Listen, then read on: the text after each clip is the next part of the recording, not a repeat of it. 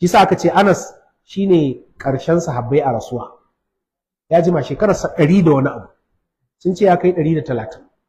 kuma kun san masu kaiwa 130, 140 da 50 a cikin wannan al'umma kaɗan ne, amma ana samun su wanda ake cewa da su mu'ammarun, wanda Allah ya basa suka jima a duniya. Duk da na ga wani bincike wai ana wani kamfani suna nan suna haɗa wani magani wanda zai sa a dinga shekara 150 ba a mutu ba. Da yake an gaya musu wani abu ake sha a ƙi mutuwa.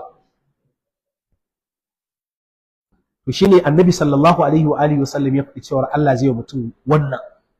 Sannan an fassara wa an yunsa'alahu fi atharihi da ƴaƴa wanda zaka bari in an gansu a tuna da babansu,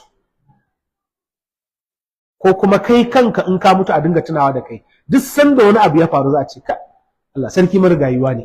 Kun sa akwai irin waɗannan mutanen a unguwanni ana samun su.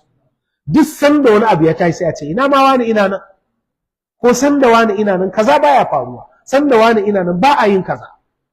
Wannan shine ake cewa da shi azzikirul hasan, kyakkyawan ambato wanda za a dinga tunawa da mutum. Allah ya bamu kyakkyawan ambato.